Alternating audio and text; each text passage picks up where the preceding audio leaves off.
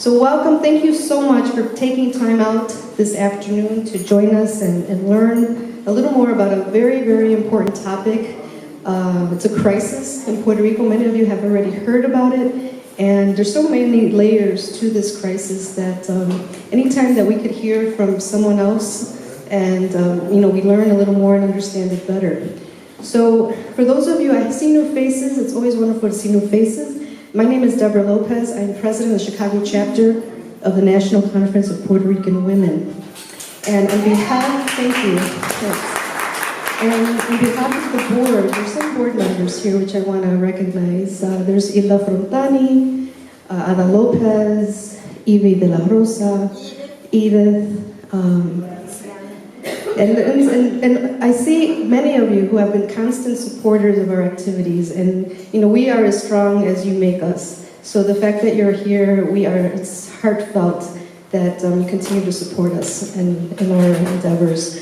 So one of the things that the Chicago chapter does, if you don't know already, that we're a group of diverse women. We come from different backgrounds, but regardless of our different backgrounds and walks of life, we share a set of core values, and that's what really brings us together and keeps us together and very committed to what we do, our volunteer work.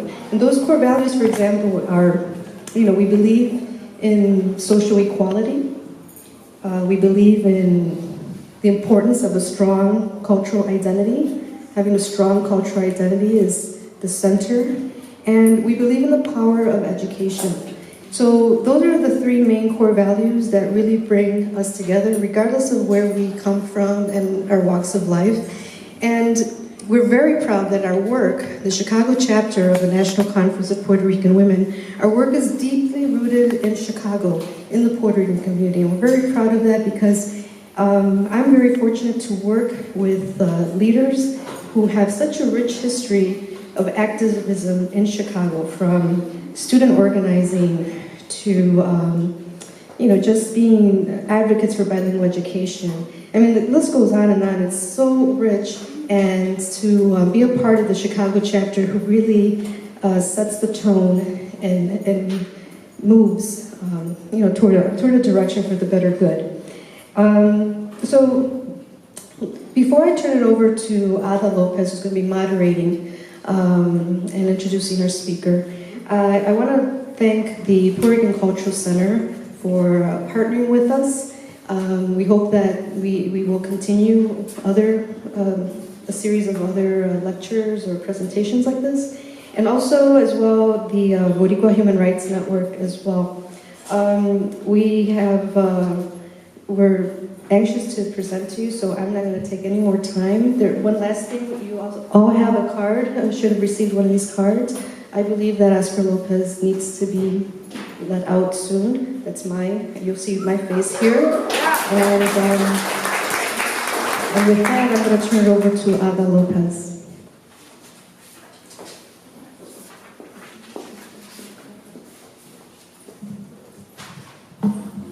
Thank you.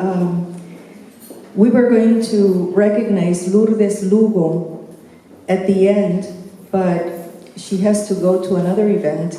I would like to recognize Lourdes Lugo and thank her. She's not only a wonderful educator, but she is a great chef.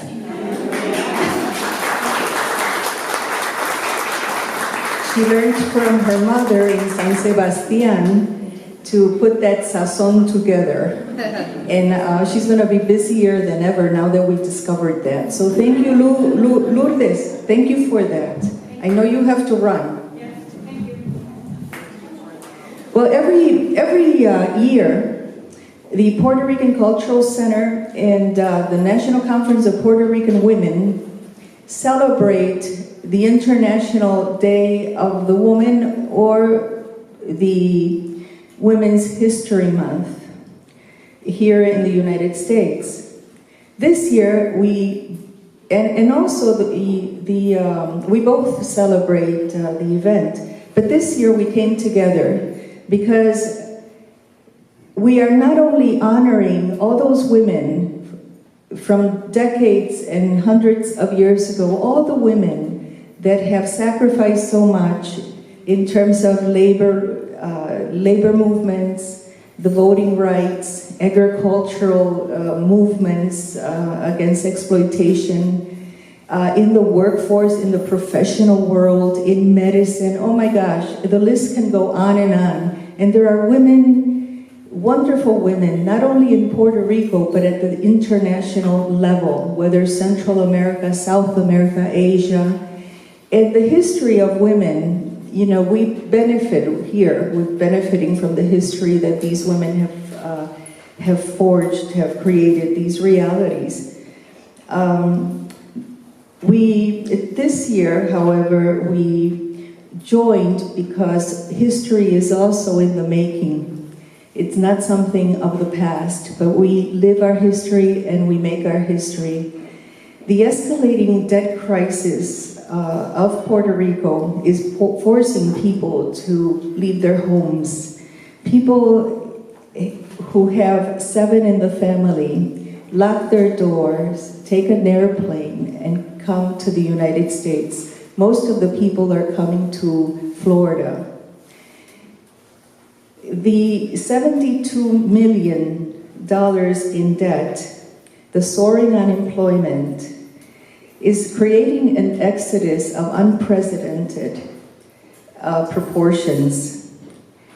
48,000 people have come to Florida between 2010 and 2013, 48,000.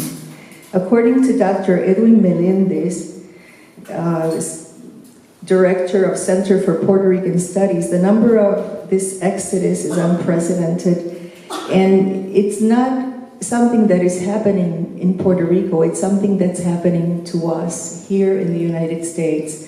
And if you're not feeling it right now, you will very soon, because schools are closing.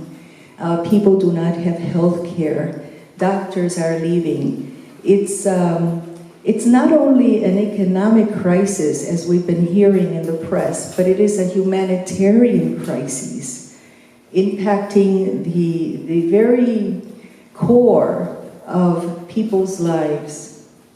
Each week, as many as 1,000 Puerto Ricans arrive in Central Florida, joining a community that is now more than 1 million.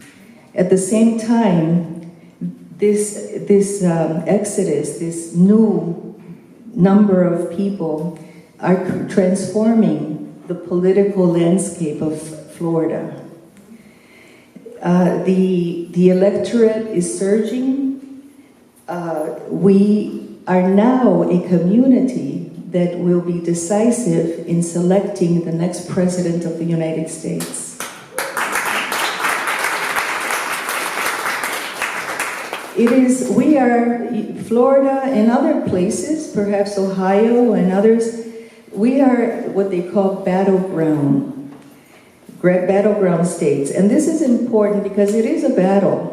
It's a battle because it's not just us going out to mobilize the Puerto Ricans so that they can make decisions that are within their own interest, but it is also the opposition. You know, for example, the Republican Party has Rubio workers, and there's Ted Cruz workers, and they are also looking to enlist the support to get the vote of the Puerto Rican people. So our work for advocacy, our work to raise consciousness and for people to really understand the difference is very critical at this historical juncture. It's very important, more so than any other time. Now, you know, the press doesn't help us understand the difference between candidates. It's up to us to get through all that propaganda and make things transparent so that people can understand what is within their interest. So Orlando is now where you have a Republican Party trying to persuade the Puerto Ricans that they should not only abandon Puerto Rico and blame Puerto Rico for all their problems that brought them here, but that they should also buy into the idea of less government and the rest of the, political agenda. Now, Nakopuru is nonpartisan, but this is fact. This is not being partisan. This is a fact that one party seems to be closer to the interest of the Puerto Rican community, and another is going against our interests, using good language to engage us, but going against our interests. For example, you remember that Rubio was against Sonia Sotomayor. So this is what I'm talking about. So your presence here today is so very, very critical. And I hope this is just one of many forums that we are going to have so that we can bring the best information to everyone, and so that you can make informed decisions, and we can bring others on board so that we have a role in determining what Congress will do about our homeland, Puerto Rico, and about our communities that are forming here.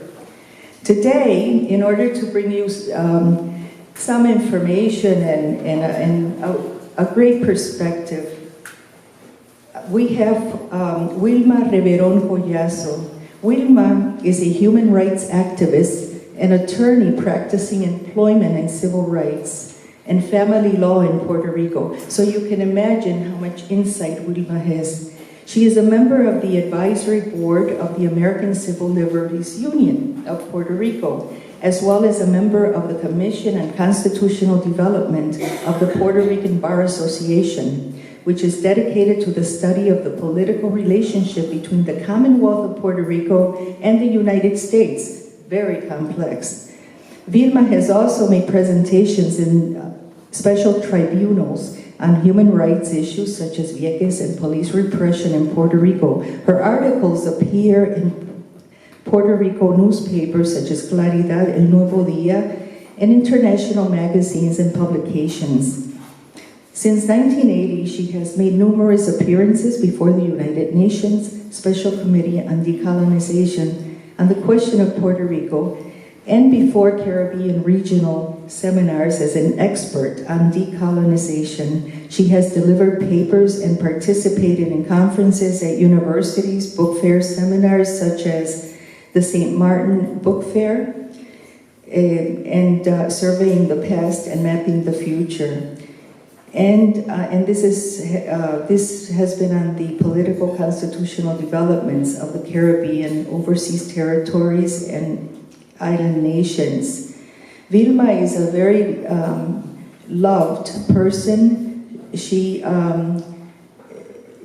not only shares her gifts, her talents on an intellectual level, but as we are here, she has a lot of heart, and she has a Puerto Rican voice that she would like to share with us. Please.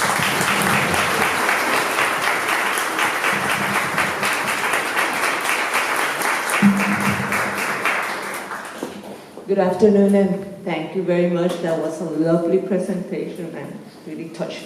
I am so happy to see this turnout and to see that women are taking the lead in empowering the community. That is really wonderful news. So I congratulate the Commission for Puerto Rican Women and the Cultural Center for organizing this activity today. Usually I do not like to read, I like to be more spontaneous when I speak to the public, but since this is such a complicated and intricate theme, I decided that I was going to write my presentation and read it to you, so please be patient with me. I am sure that all of you will agree with me that people do not choose to be poor, that having the adequate opportunities, people will choose to have a life that is good. Women in Puerto Rico have not chosen to be poor, the poorest of the poor, but they are. Families with one head of household and 1 or 2 children are twice as likely to be poor, as revealed by the statistic prepared by the Índice de Desarrollo Humano.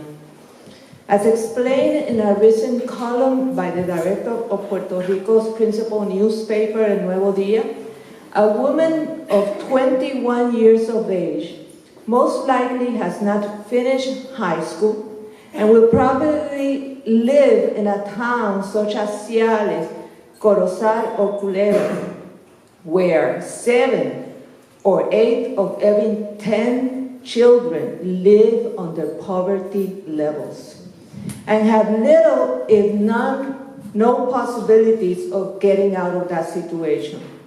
Between 2000 to 2012, the amount of children living in households headed by women rose from 38% to 58%, and only half of the children between 2 and 4 years of age living in those homes go to a preschool or a daycare center.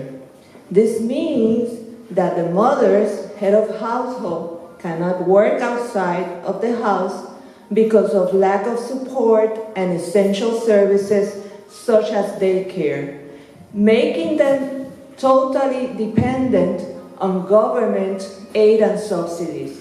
Before the economic crisis, almost 3 of every 10 children lived in poverty in Puerto Rico. After the crisis, 1 in every 2 children, that is 50% of the Puerto Rican children, live in poverty. As you may easily guess, the social consequences of these cold but accurate statistics are terrifying. Puerto Rico has become a brewing ground for illiteracy, underdevelopment, unemployment, and informal economy, mainly that of drug trafficking, and thus of crime and social insecurity.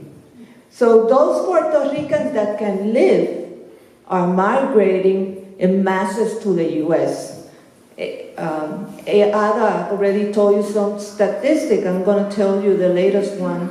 In 2015 alone, 71,297 left Puerto Rico, and in 2014 it was 83,010 that migrated. So from the 2013 statistic that Ada gave you has kept on rising. These migrants are skilled workers, family with both parents and children, and young single professionals in their most productive stages of life. Behind are left the unskilled, the unemployed female head of household, and their children that have no way of getting out of their situation. So yes, poverty in Puerto Rico has the face of women and children. And you may, by now, be asking yourself, but what happened in Puerto Rico? How did we get this way? Puerto Rico has been suffering an economic depression with a negative growth index for the last decade. This is a consequence of what economists are calling a structural crisis. What is that structure that has gone into crisis? We are talking here of an economic structure, but this structure is in place due to political decisions. Now, who made those political decisions? Was it the Puerto Rican government? In part, but in a very limited part. Why do I say this?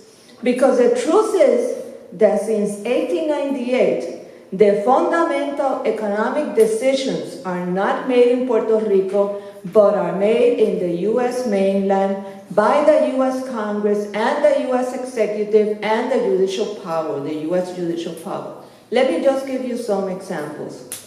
The first economic action that the U.S. took upon invading and occupying Puerto Rico in 1898 was to devaluate the then existing Puerto Rico currency by 40%. So the Puerto Rican people lost 40% of their capitals in one stroke of a U.S. president, then Theodore Roosevelt, pen. Thus started our decline. We have gone from having a sustainable agriculture, and by that I mean that people produce what they ate, and that agriculture represented at almost 70% of the island economy, to the situation we face today, in which we import 85% of what we eat. And I'm the only daughter and proud daughter to be of Oscar López Rivera. Some of you have noticed his face around the community in Humboldt Park. I was raised in Puerto Rico. I speak more Spanish than English, and I'm trying my best, because this morning I went to the chiropractor and he tried to fix my body a little bit. So if I feel that I need to say something in Spanish, I will. And I'm just, it's my better way to communicate. But I was born here in Chicago, and I met my dad in 1980.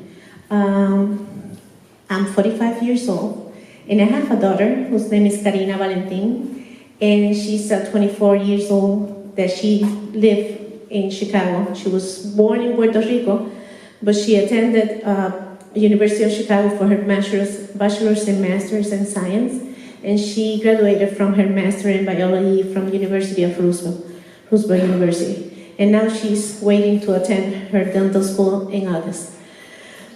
Why I say that? Because Oscar López Rivera could be anybody's father, could be anybody's friend, could be anybody's brother or cousin.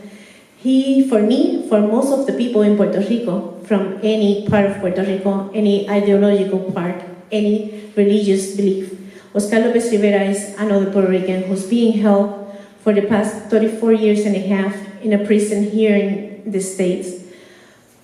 He was convicted of seditious conspiracy, which his attorney, Jan Susler, will explain a little bit later. I'm the lucky person who can call him dad. I call him mi querido viejo, because he's already 73 years old, and that doesn't mean he's viejo, but for me, he's a little older.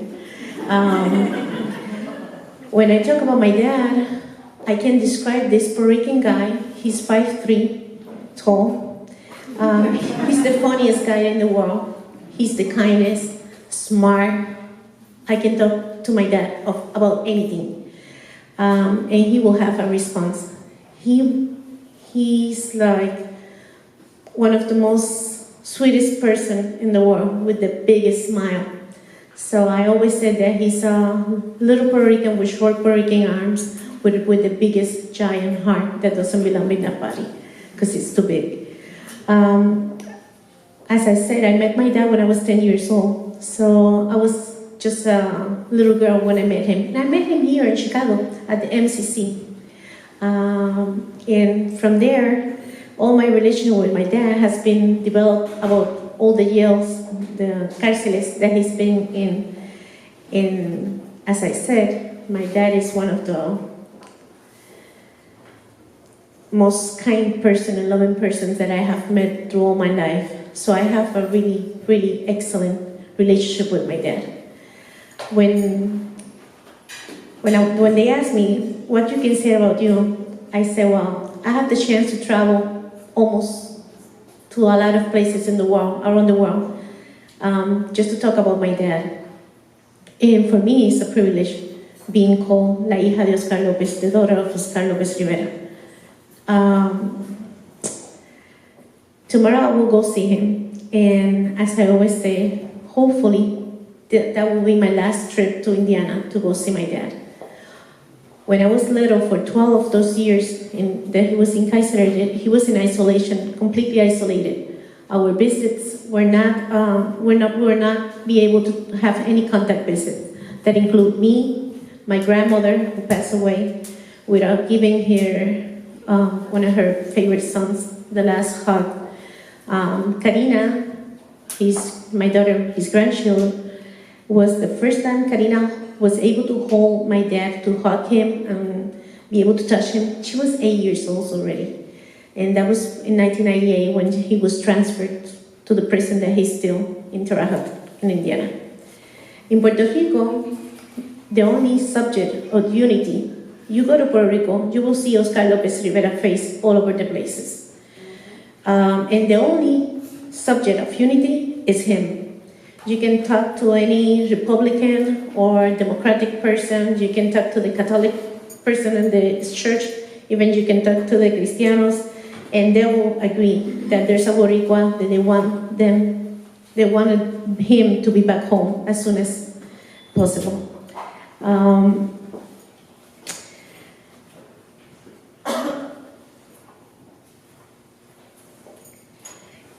Like we were saying, el poder de las personas, the power of the people, are in everybody's hands. And we have the power to bring my dad back home.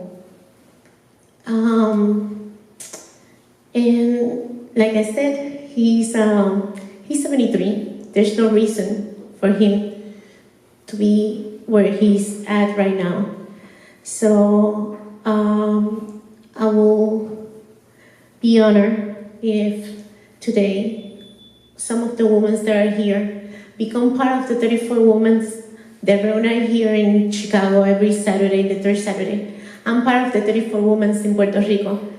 And seeing some of the people's faces in the flyer made me real proud. And I hope that we don't have to do this anymore. I hope that instead of gathering every Saturday, the third Saturday of the month, we will gather here. When they were talking about Lourdes' way of cooking, I think that runs in the family.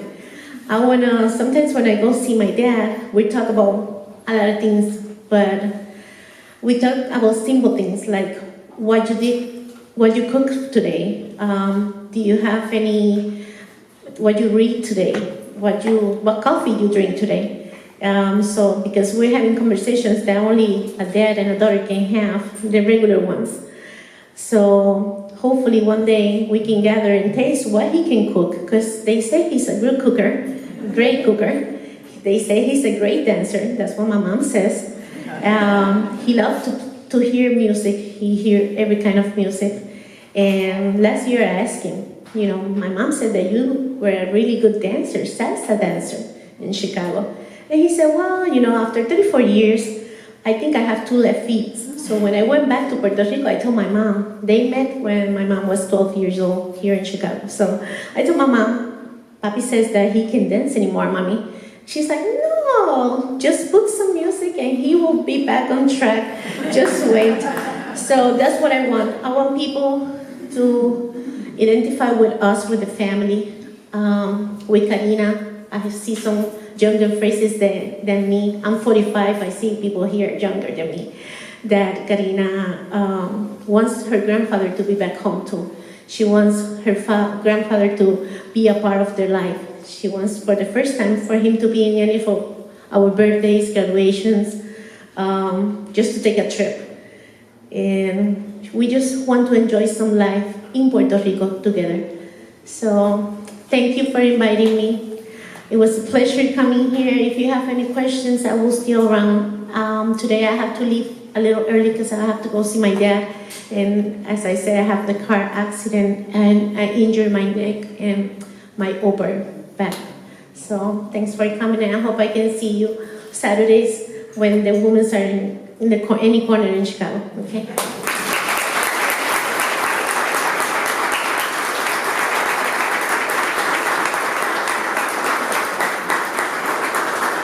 Thank you, Clarisa.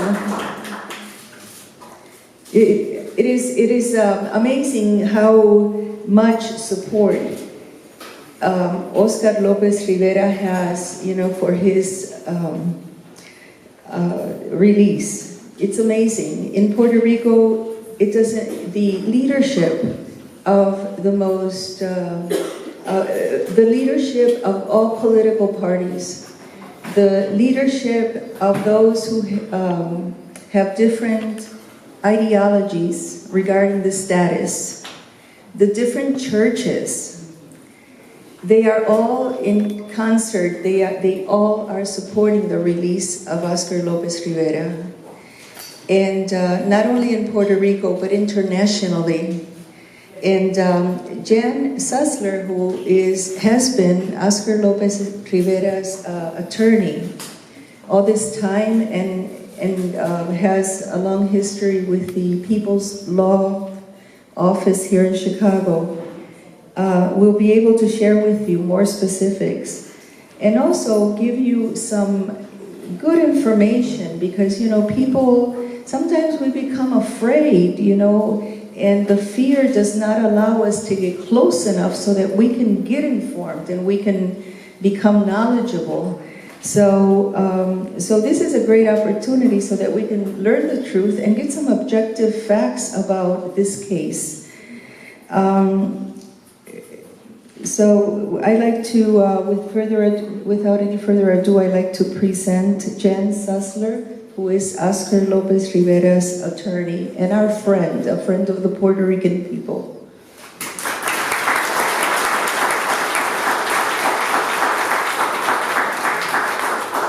Thank you, Ida. It's really wonderful to be here with the National Conference of Puerto Rican Women and the Puerto Rican...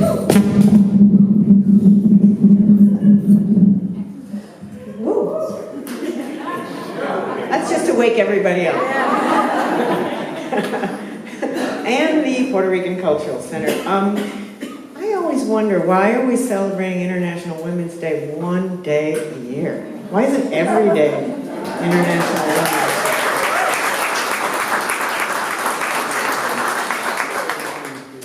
When Debbie was reading the principles of the National Conference of Puerto Rican Women, she said social equality, a strong cultural identity, a commitment to education, and being deeply rooted in the community. I said, wait, she's talking about Oscar. Really, because that's who Oscar is. That's Oscar's roots, that's Oscar's history, that's Oscar's continuing commitment. When he came out of the Army and he came back to Chicago and found the disastrous conditions of the community, he devoted himself to social equality, to maintaining a strong cultural identity, to making sure that Puerto Ricans got an education the same as the white people in the public school systems. He found Puerto Rican kids in the basement of the schools in the special education program. Why? Because they were Puerto Rican. Not because of their intelligence or their abilities, but because they were Puerto Rican. He found Puerto Rican workers who were not employed because the construction companies and the utility companies and the local governments wouldn't employ them. And he became a community organizer. And he helped found some of the institutions that you see on Paseo Boricua because he was committed to the community, to social equality, to a strong cultural identity, and to the education of his people. He never stopped believing in those things. And he ultimately understood that one of the best ways to accomplish equality and preservation of the identity and an education was for Puerto Rican people to take control of their own destiny. And he fought for the self-determination of the Puerto Rican people. Much like Wilma was saying, to make sure that Puerto Rico's resources were for the benefit of Puerto Rican people, not for the benefit of the United States or multinational corporations. Oscar's kept himself very aware of what's going on in Puerto Rico and the world, because Oscar is also an internationalist. But as Wilma was saying, with the debt, you could choose between paying the bondholders, or you could choose between paying the working people of Puerto Rico. Oscar, in his wisdom, has said, let's not pay that debt. Puerto Rican people who have earned their pensions, Puerto Rican people who have earned their bonuses, Puerto Rican children who need to go to schools. Austerity is not in the interest of the Puerto Rican people. And I read an interesting article, and I think Wilma kind of alluded to it when she said, well, when we restructure the debt, let's figure out what the real debt is of the Puerto Rican people. Well, I don't think there's ever been a real accounting of who owes who what. If you look at who owes who what, I think you will find, as Wilma's eloquent talk to us insinuates, that who owes the Puerto Rican people is the United States and the corporations who have exploited the workers and the environment in Puerto Rico. So Oscar's position really is, let's keep the money in Puerto Rico for Puerto Ricans. I also want to say that Oscar is very committed to the lifting up of Puerto Rican women. He, as you heard, that there are groups of women in San Juan, in Chicago, in New York, and in other cities we're exploring this, who the last Saturday or Sunday of every month have a 34-minute vigil for Oscar's release, hasta su regreso, until he comes out. Women who have made a commitment to stay the last Saturday or Sunday of every month and do this vigil until he comes home. And Oscar is almost in reverence of the women and their commitment, not just for his release, but their commitment to make a better Puerto Rico. And the women in Puerto Rico were the ones who first started this commitment. And he calls them las Amazonas. And he fasts the last Sunday of every month. He fasts the entire day for 24 hours while they're doing the vigil, and he religiously calls the vigil so that he can speak to the women who are there every month. And there's a committed group of 34 who go every month, and then in addition they recruit groups of other women. They've had 34 women social workers, 34 women law students, 34 women teachers of Montessori, 34 women engineers, 34 lesbian women. And each month it changes. And one of the amazing things that he gets very inspired by the women gathering in his name, but also they get inspired by the exchange with him. And one of the things that I think is the magic of what the women have done is that they've penetrated every area of the society. There is no sector of the society that hasn't joined in the 34 Women for Oscar, but also that, I think, is a microcosm of, as been alluded to earlier, the unification that Oscar represents in the Puerto Rican society generally. I've had the privilege to accompany many lawyers who've come from Puerto Rico and from New York to make legal visits to Oscar, as I have the privilege of accompanying Wilma Reverón and Don Noel Colón Martinez on Monday to see Oscar. And that is one of the ways that you see the amazing unification that Oscar represents, because not all these lawyers believe in independence. Not all the elected officials who have visited him, like the governor of Puerto Rico, believe in independence. But the governor made a historic visit to Oscar last fall to visit in the prison. He traveled to Indiana. The Speaker of the New York City Council, and we now understand that the mayor of San Juan has been granted the privilege of visiting Oscar, and she's about to make a visit to him. You see that unification. I also, you probably know this, but the major unions in the United States, the SEIU, the AFL-CIO, AFSCME, which is the union that represents prison guards, LACLA, many of the unions, the churches, the Archbishop of San Juan, the Archbishop of Indianapolis, the bishops of San Juan have met with the Pope and talked to him about Oscar.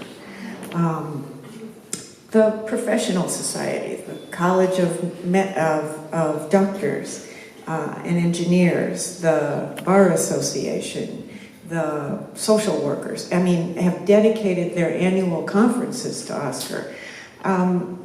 these aren't, we're not even talking about the independence movement. We're talking about people who understand that the United States government is keeping Oscar in prison. Why? Because he's a Puerto Rican who believes in the self-determination of the Puerto Rican people. All of Oscar's co-defendants, some of whom are here with us today, Luis Rosa, Ricardo Jimenez, Edwin Cortez, they were all out in the street with their families. Most of them were released by President Clinton in 1999 because he said their sentences were disproportionate. That means that's unconstitutional in the United States. You're not supposed to punish somebody more harshly than what their alleged crime was. Oscar's alleged crime was seditious conspiracy, fighting for the independence of Puerto Rico. He was not convicted of hurting anyone. He was not convicted of killing anyone. Now, you and I all know, some of us even have family members who have been convicted of hurting or killing people and who have been sentenced to far less time in prison and who have not spent 34 years in prison. If he had committed a crime of violence, if it wasn't motivated by the good of his people, he would be out today. So I always ask myself, what legitimate purpose is the government accomplishing by keeping this 73-year-old man in prison? And I haven't been able to come up with an answer, and that's because there isn't a legitimate reason.